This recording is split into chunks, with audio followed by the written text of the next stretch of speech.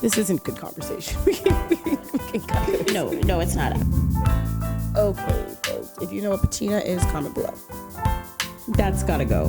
That's actually not patina. It's too much. Honestly, fuck, that's good.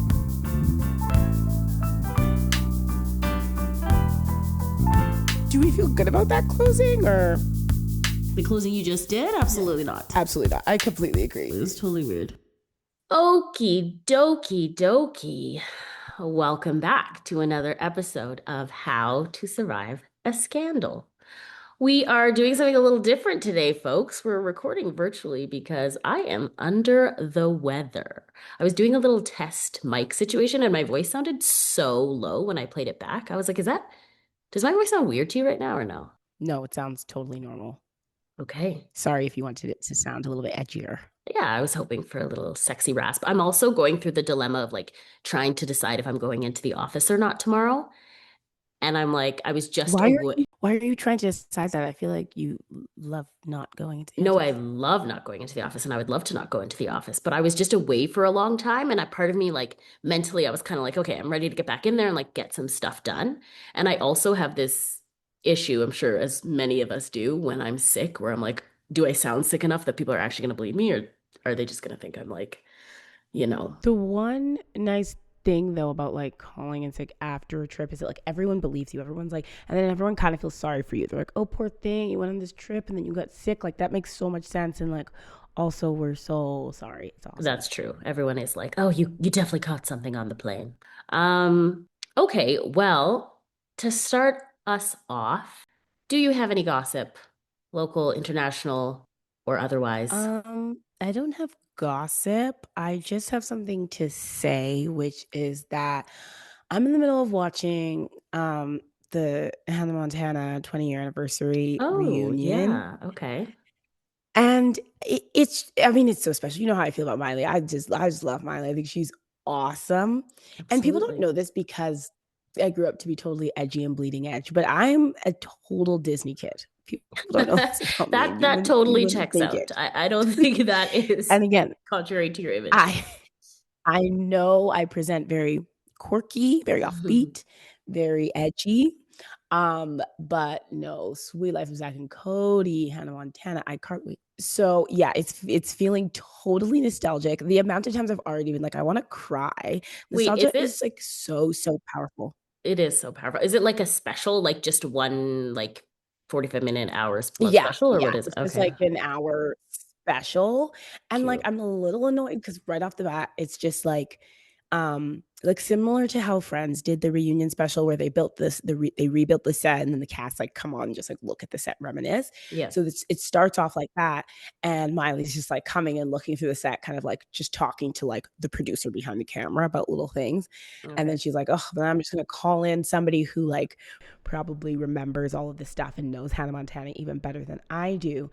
And then like Alex Cooper comes in, and I'm just like, wait, Alex Cooper or Alex Earl? Who's Call Me Daddy? Alex Cooper. Let's call her daddy. Who is Alex Earl? I feel like I don't actually know. I hear the name all the time. I think she's just like an influencer. I don't know. Okay. Okay. Yeah, call her daddy. Girl like comes in, and then I'm just like, what are you doing here? And here's the thing. And then I mean, like I'm super early, and I think she's kind of been like sort of like hosting this interview sort of thing, and kind of like hosting, and I think she was like co-produced the special or something like that, which again, no issue with that. I Hmm. think that the thing that is so tricky is that Hannah Montana is so nostalgic. And then you have Alex Cooper that so represents this like very new wave of media, like media Yeah. consumption. And so to me, like, I have no issue with her being there and her being part of this, but I was just like, this is feeling like you are breaking a flow for me. And I Yeah. don't like this. I just Yeah. wish someone else was here. And so immediately I was just like, get out of here. Don't be part of Yeah. this. I get that. It kind of feels it's a very different like juxtaposition, but I kind of feel that way about like when I started watching like The Secret Lives of Mormon Wives, and then they brought Nick Viall to do the reunion. I was sort of like, Oh, he's like Biofiles guy. yeah, yeah, and he's like originally Yeah. from The Bachelor, and it's not that. like that happens all the time, right? Stassi Schroeder did the next one. Like those kinds of crossovers happen all the Right. time, but sometimes they just like, yeah, they mess with the flow a little bit. Like I'm like, now you're bringing me into a different world and I don't like it for some reason. What you're describing sounds like I get that even more because like you're just kind of in this like nostalgic world and you kind of want it to be preserved in some way. But I do feel that way about Yeah. other And I'm things when just they like, like we didn't bring know you someone. then. Yeah, yeah. You weren't a thing then, so it Yeah, just that's the thing. feels I'm like, my weird. 12-year-old self doesn't know who you are. So Yeah. why am I Right, interacting you right. with you right now? Yeah, it's confusing. It And feels harmful. yeah, the whole experience is you going back to the past and you should be able to stay there. So I get it. Thanks for sharing Thank you. that. Um, I will say I have it's like gossip debrief. We went on a family trip this past weekend. You and I had a little tiff, did we not? Yeah. Should we get into Big that? blow, actually. Big blowout. Yeah, no, I would love to walk the listeners through what happened. Um, it was actually quite upsetting. So what had happened, folks, was we were away as a family. Salt Spring Island, gorgeous, beautiful this time of year. We had three cabins. So one cabin for mom and dad, one cabin for the brother, sister-in-law, and the kids, and then another cabin for the three sisters. Okay, and our cabin was a 2 bedroom. Okay, so we're coming in and already we're negotiating who's sharing a room, who gets a room to themselves. Of course, we all want a room to ourselves, that kind of thing. And then pretty early, I'm like, okay, I'm gonna strike a deal. So I was like, okay, Joy, you really want your own room. So how about if you do a grocery run, um, then you can have your own room. Cause like I don't want to do a grocery run. Grace doesn't want to do a grocery run. So I'm like, Joy, if you do a grocery run and you like take responsibility for the food situation that we're like our portion of the food situation, you can have your own room. And she's like, love it. Great deal. Everyone's pretty happy. I think even at that point, Grace was like, yeah, fair enough. Works for me. Correct me if I'm wrong. So we all settle. It's a deal. Great. And then Joy's like planning on doing this grocery run. We're figuring out what we need. And then Grace is like, okay, you know what? I'm just going to go. I'm just going to go on this run. So I'm like, okay, like you're choosing to go of your own volition. And I negotiated this deal. I don't have to go. Everything's great. They go on the grocery run. They come back. Grace is in a goddamn mood. You're mad at me because I never like do the stuff that needs to be done and all this stuff, and you're mad because like you had to quote unquote have to go to the store, and everyone quote unquote have to go to the store and do this task, and I quote unquote like got out of it, and it's classic Tommy and wham wham wham. And I was all, here's the thing, you felt the need to go to the store even though nobody made you go to the store, and now you feel annoyed because you feel this self-imposed sense of responsibility. And then when other people don't feel that same self-imposed sense of responsibility, then you get mad at them, and then you're all blah, blah. And I was all blah, blah. And then I honestly didn't want to talk to you for the rest of that night, and I hardly did. That pretty much sums it up. No, from my perspective, it was a little bit different. It was, yes, there was a whole grocery situation, a grocery run situation. Um, we were like, yeah, Joy, you should go get groceries and then you can have your own room. Perfect.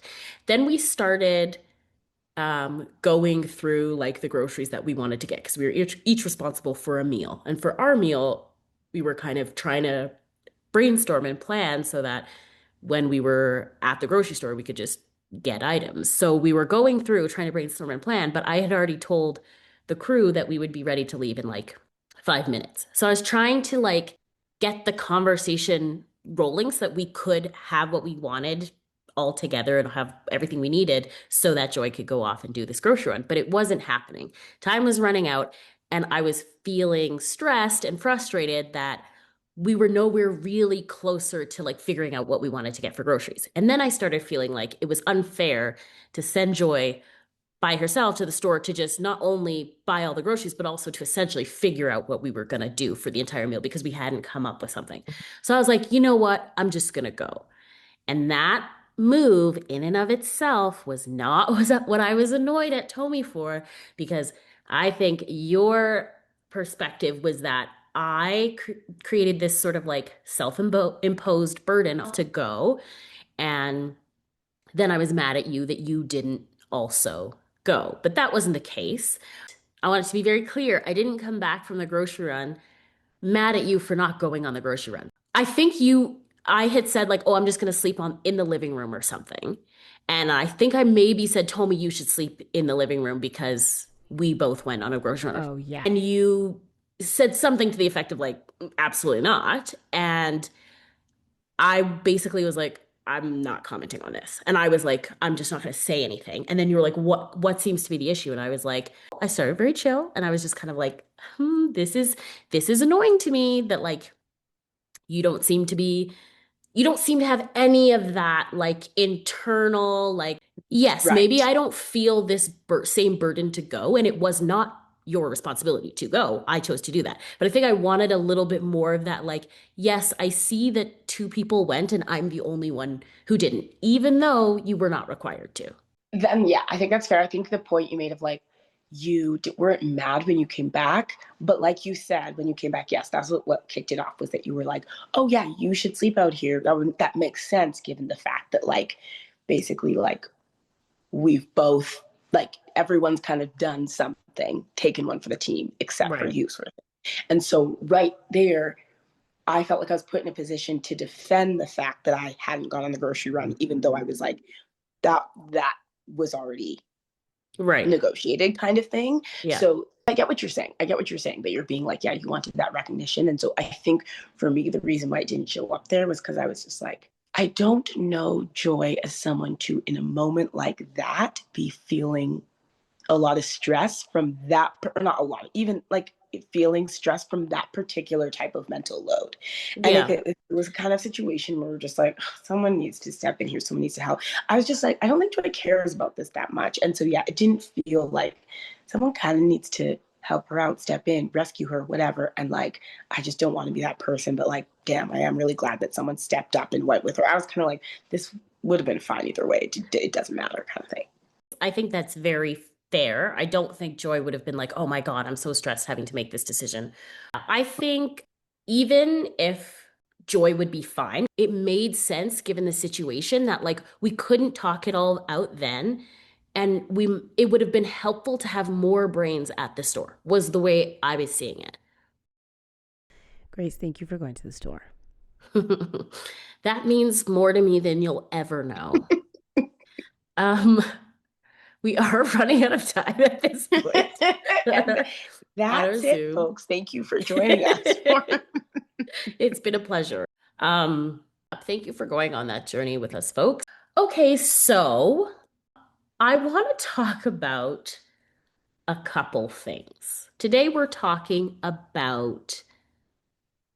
about the unsubscribe part of the anatomy of a scandal when the scandal itself actually happens and then people unsubscribe or unfollow or divest in some way from the person we're talking about.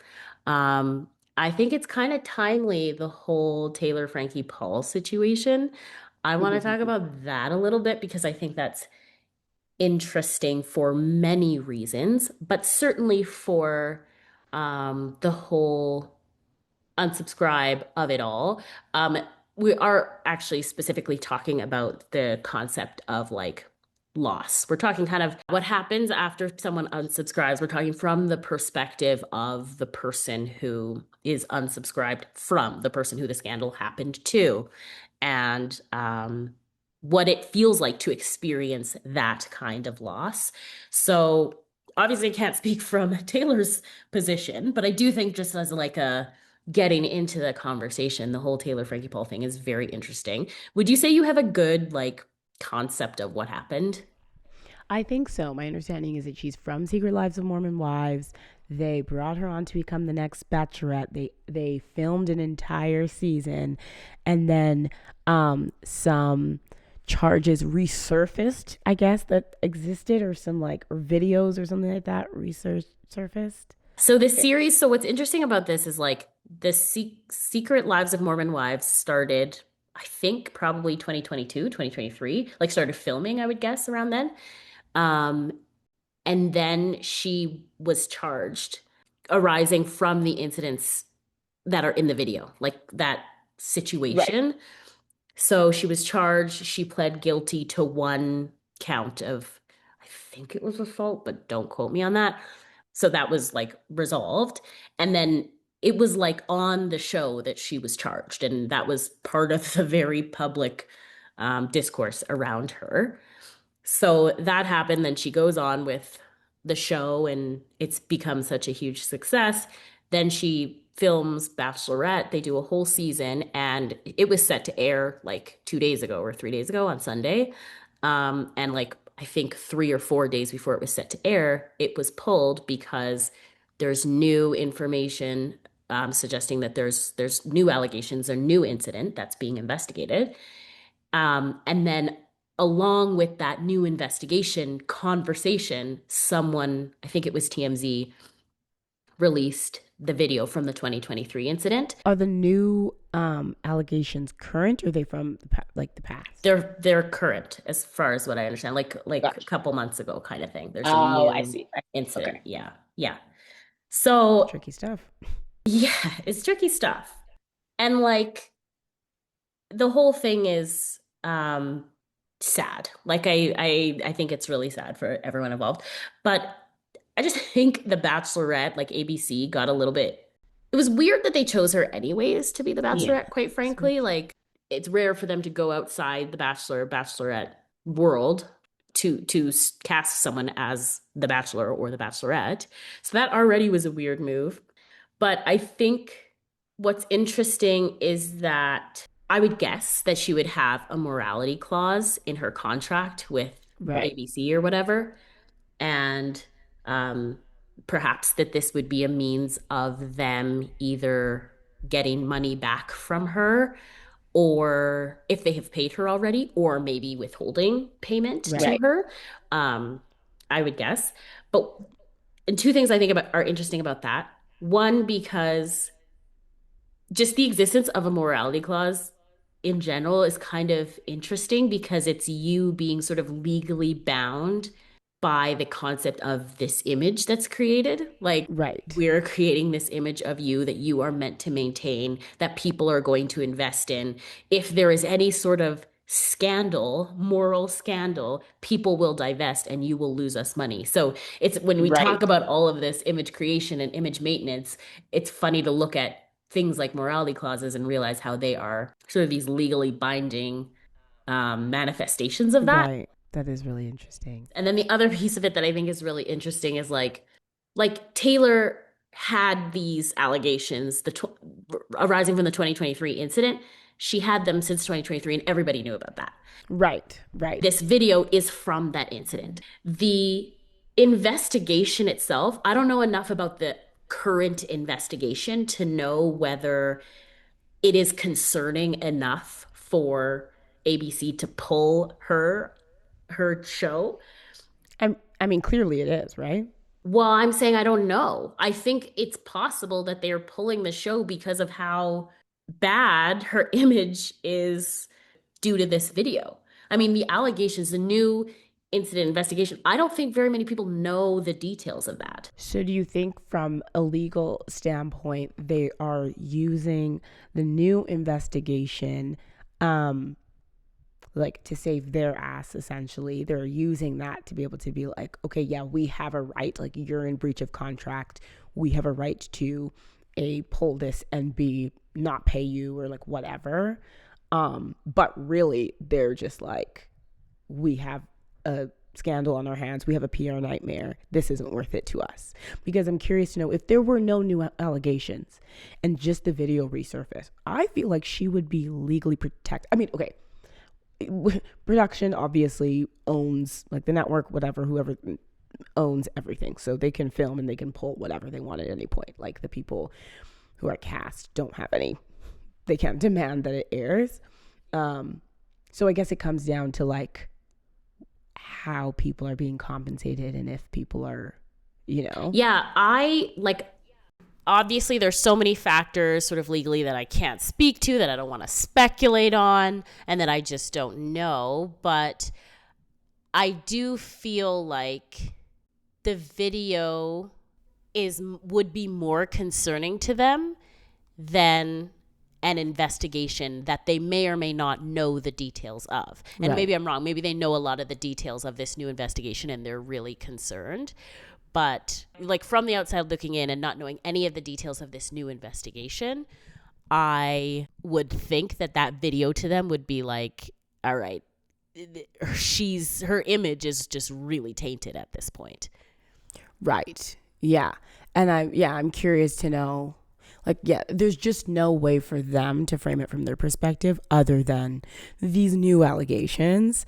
But I'm curious to know how they would have handled it if it was just the video resurfacing and there were no new allegations. Like, that would have been really interesting to see how they handled that. Yeah, I would be very curious about that as well. The other thing about that, though, that's interesting is, do you follow Therapy Jeff? Therapy Jeff? Yeah, he does a lot of relationship content. I feel like you've probably seen him before, but he essentially, like, in the content, I don't know if you've seen the video, the that was released. Yes, I have. I saw it.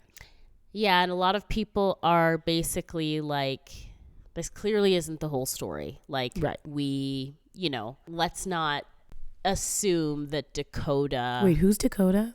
Sorry, Dakota is Taylor's ex, who the incidents happened between them. That Dakota is not subjecting her to abuse as well, and who knows what that looks like. And there's been conversations, like even from her friends and on the show, around just how toxic their relationship is and the type of abuse that he's allegedly subjected her to. But Therapy Jeff had a video that was it's very controversial right now, because he was basically saying, he was talking about this concept of like reactive abuse, which I think is its own controversial topic, but it's the idea essentially that like an abuser will push you and push you and push you until you react and you do something that's maybe like 1% stronger than what the abuser was doing, and then they're like, see, look how abusive you are, kind of thing, and they'll point to that. And especially in context, person, what was this gentleman's name? Dominique? Dakota. Is Dakota a known abuser, or is this something that Frankie whatever has said, oh, Dakota was abusive? People like her friends, and she has hinted to, and her team is already talking about her being, that he has been abusive. Obviously, not her team. Her team, her legal team has, they're making some breadcrumbs to the audience to they're find making. No, I mean her team, like her legal team, like in this situation, right? Because it's in an ongoing sort of like DV investigation situation, right? So they're talking about it in that context, right? And a lot of people have said like lots of years of like verbal abuse and emotional abuse, and I think they've alleged physical abuse as well. Anyway, so a lot of people are just like looking at him sideways and being like, sure, I stand with Taylor still, essentially, is what's going on. And Therapy Jeff did a video being like, I think this kind of conversation around it is very dangerous, and that people claiming reactive abuse, in order for there to be reactive abuse, what you need is a documented pattern of abuse on the part of Dakota. And he was basically saying, and he did say, unless I see evidence of physical abuse, I think it's very dangerous to assume that this is reactive abuse. And he kind of spoke from a personal perspective of like, abuse from women in my family was not believed in my experience because they're women. And he was like, when we have women who are abusers, we often ask, what did the man do? And he was like, sometimes that is the right question, but like sometimes it diverts our attention from what's right in front of us, and like it makes it very difficult for men to come forward when they've been abused at the hands of women. Right. What are your thoughts about that? That's very interesting. And I want to thank Therapy Jeff for speaking out. Shut up. Honestly, like, I actually think that's a valid point. I think this statement of unless I see evidence is absolutely fucking insane. And it's absurd. Sorry, it's not insane. It's absurd Yeah. because I'm like, you, of all people therapy, Jeff, should know that this is exactly how the system is operated and how, like, the exact reason why it's failed women for Yeah. so long is this idea of like, prove it. Yeah. And so, like, I think that's just a really insensitive and, yeah, I just think that was he shouldn't have said that Yeah. at all. Yeah. I think, like, I'm sure if I was a man, I would have a similar thought in terms of like, I I wonder if there's space for violence from a woman against a man, for that to exist without the assumption of reactive violence. I think that's, like, honestly a super fair thought to have, and I think that's actually a really Yeah. fair thought to express. Right. What is annoying to me about this, and what really motivates my eye roll, is that I'm just like, you didn't seem to care that much about this. You don't seem to care that much about this general big picture of this system of oppression that continues to, harm and subjugate and leaves people without recourse, leaves people without action. You know what I mean? And so, and then now that it is affecting like this smaller subsect, you are kind of like, whoa, wait. And again, Right. I actually think that's like super valid. I think it's super valid. I just have a little less time for it when the person bringing it forward isn't as zealous about the entire picture. Right. Right. Yeah, I think, and in fairness to Therapy Jeff, he is a pretty like I can't speak to his sort of like history on speaking on the issue, but it wouldn't surprise me to know that he has spoken on the issue of violence against women multiple times, and that Gotcha. he's like vocal In that case, about that, I and that honestly think it's fair. he cares. I mean, interesting. Like, I think he's saying some true things, but I also think, like, can men be abused by women? Of course. Like, that's not my issue. I do kind of take issue at this, like as if we need to, as a society, turn our attention to the issue of men not being able to come forward around abuse at the hands of women. Like, that's where I'm like, all right. I mean, the thing I get frustrated about when it comes to these conversations is that, like, ultimately abuse is about power. Like, and so when we talk about like violence and we talk about physical violence, and like, when you watch Dakota like recording the video, I'm not saying he's not a victim in that moment, but Jeff is like, he took out his phone and he recorded it because he knew he would not be believed if he didn't. And like that, like, kind of like, I don't know. I'm just like, I'm not there. I'm not there with you, Jeff. And I think you have some good points, but I'm not sitting with you on this one. But I think the point about like, it being about power, there's also like layers of the power in terms of, and like orders of it in terms of like, you can talk about a situation where someone's experiencing violence where there might not necessarily be an imbalance of power in that dynamic, but like, no one deserves to experience violence. You're like, that sucks for you. That's a bad situation. That sucks. Let's address this situation. Then there's a situation where somebody's experiencing violence and there is a power imbalance in that situation. So it's like, yes, you are experiencing this bad thing, and also there's this additional layer of power.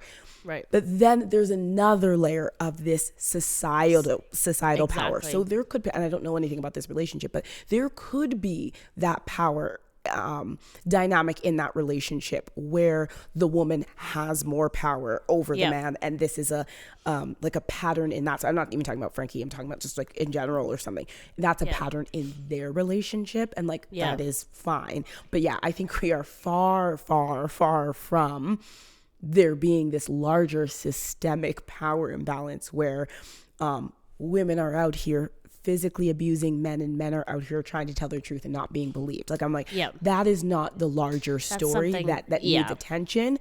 But just, I think there is absolutely a possibility where there is violence being done Yes. against a man by a woman, and then that power imbalance does exist. Like, I'm sure that, Yeah.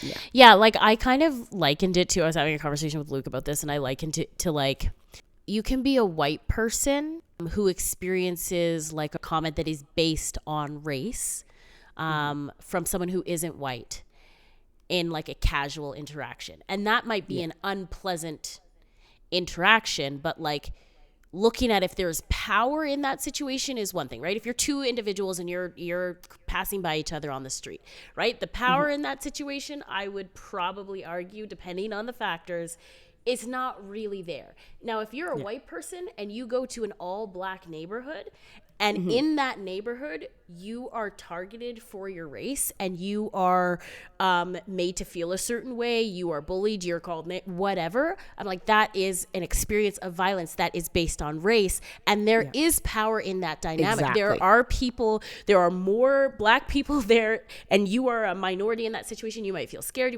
All of those things are true. That is an incident of bullying, harassment, violence. There is power at play there, but it's not the same thing still, as you still have to put it in context of the larger societal power dynamic that's happening.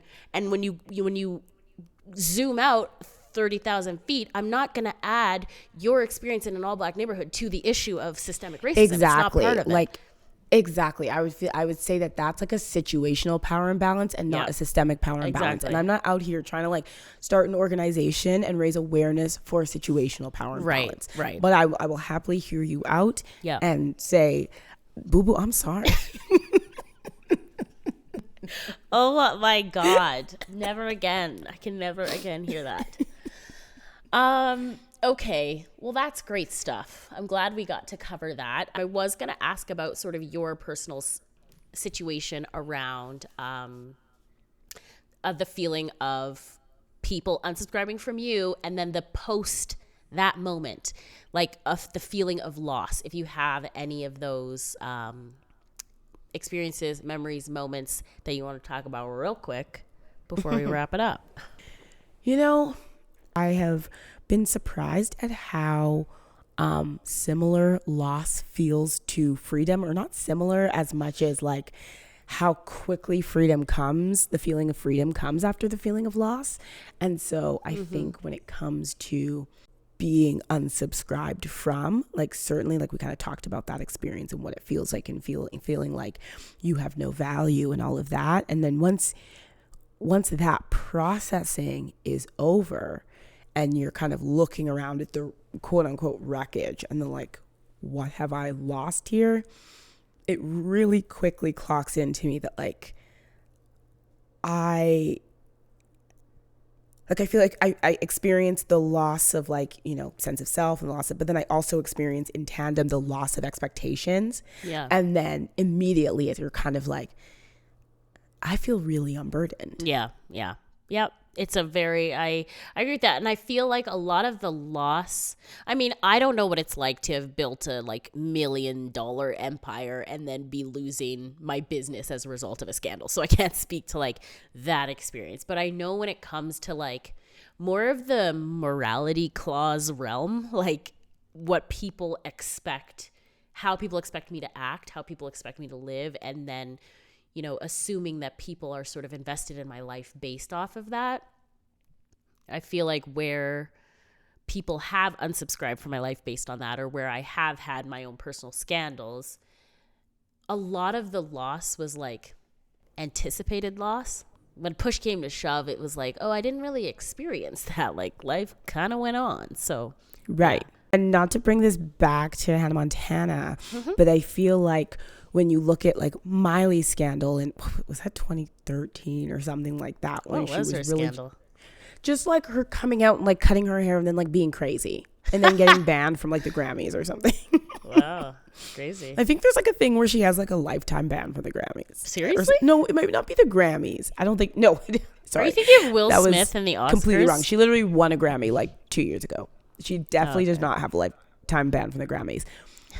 There is an award show that she specifically was like, I've never been invited back.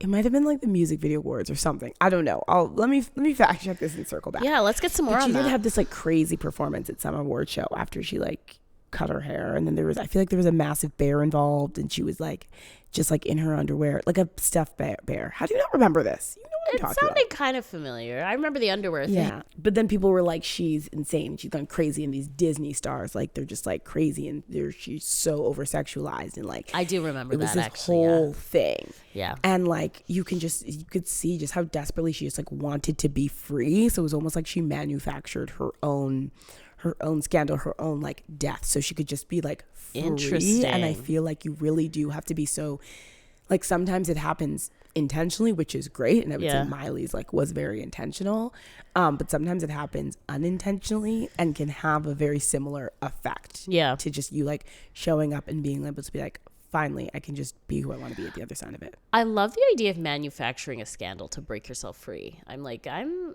interested in that. I want to. That's kind of stunning, look into gorgeous. that for myself. We should, yeah. I wonder I'll have to think about this. Like, what celebrities have like manufactured their own scandal? Well, there's questions around whether, and by questions I mean most people I think believe that Kim Kardashian manufactured the sex tape scandal. Okay, I weirdly don't believe she did, but she did. I really don't think she did, but yeah, I don't think she did either. But yeah, well, I think we could circle back to that topic for sure. Okay, I'm gonna do a quick. Did you care? I had just one, but then another one came to mind when we were talking about the Grammys thing, and being banned, and I was thinking about Will Smith and the Oscar slap. Did you care about that? No. Well, like, I cared in the sense that I was like, whoa, that was big. But everyone being like, that don't glorify, I was like, come on. I was like, be fucking for real. You guys didn't see like a slap and genuinely like get like the pearl clutching that happened around that was really bothering me. I was like, grow up. Yeah, it's so funny because at the time I was definitely like, grow up. And the other day I like watched a clip of it and I was like, that was kind of crazy. Like, no, I want to be clear. Why did you do that? It was crazy. I want to be clear. When I say I don't care, it wasn't like that it happened and I was just like, whatever. It was insane. Certainly not something you see every day. It's certainly not behavior that I think is like shocking. Particularly not for a fancy event. No, and not in front of all the white people. I just thought, oh my goodness. Like, I certainly think it was crazy, but the commentary around it pissed me off. No, the commentary around it was definitely like crazy. It's just, it was a bit shocking. But yeah, okay, the other one is Chris Harrison getting fired from The Bachelorette. Did you care about that? No. Did this just happen? Are you serious? No, like years ago, told me. You didn't know Chris Harrison was fired from The Bachelorette in like 2020? Wait, who hosts it now? Some guy. I forget his name. Did you seriously not know they're this? going to the Mormons to try to find somebody. I had no idea the franchise was falling apart this way. It'd be like if Jeff Probst was no longer hosting Survivor. That's crazy. Are you telling me you don't know what happened with Chris Harrison getting fired in 2020? You're going to remember this. It was basically, there was this girl who like, I think she's the one that actually, what's his face actually chose, The Bachelor that season chose. It came out that she had gone to like one of those plantation parties that was like in the South, like whatever. And it was a big thing. And then she was kind of like silent about it for a while. And this is when people started being like, answer for yourself. Like, It was really, and yeah, she was just kind of like silent for a while. And everyone was kind of like, she's not really handling this great. And the Bachelor that season was black. And he was the first black Bachelor. Right. So it was complicated. It was tricky. Lots going on. Yeah. And Rachel, I forgot her last name, who was the first black bachelorette, who now does like higher learning podcast and whatever. She's doing her thing. Have they had a black bachelorette since? I think they have. Yes. Okay. What is it? Tasha was? Maybe not. Anyways, but yeah, I think they have. I think The Bachelor makes me laugh because like or ABC and The Bachelor, like they're so conservative, Yeah. but they're also just like, they just like don't know how to handle anything to do with like controversy or race or like whatever. So they just like immediately clutch their pearls and fire everybody because they're just like absolutely panicked. Nice. But they're also so conservative and their audience is so conservative. It's really funny to watch. Anyways, Rachel was commenting on it and Chris was like really defending this contestant who had gone to the party and was just being like, who are we to like comment on this? Who are you, Rachel, to like, and Rachel's like sitting there like as a black woman being like, oh, I'm trying to tell you who I am and I'm trying to tell you the deal. You should go listen to the interview. But it was like, it was Wait, pretty and that's rough. what got him fired? Yeah. It was like a 10-minute interview where he just kept going, kept doubling down, and kept interrupting Rachel and whatever. And then there was just like, everyone was kind of like, Rachel, are you okay after that? Like, and it was kind of like there was a big aftermath. And then after like, I don't know, a few weeks or something like that, he was fired. Because everyone was like, that was an example of what people who are always crying about cancel culture, that was probably like your classic example of what they would cry about. It was pretty Whoa. quick stuff. Yeah. So I guess not did you care about that, do you care about that upon hearing the news, the fresh news that Chris Harrison was fired? Yeah, to the Bachelor community, I'm sorry for your loss. I care about that. I think it is fraught for comment. Fraught for? Seems like you have I don't think fraught for is right. Is that right? Fraught with? I don't know.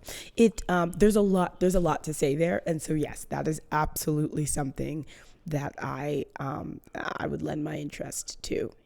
Okay, well, we cannot wait to hear your thoughts on that. I'd like a book report for next episode. We'll get into it first, folks. Chris Harrison has been fired from The Bachelor. This just breaking news. Real Bachelor themed episode today. Thanks for tuning in, folks.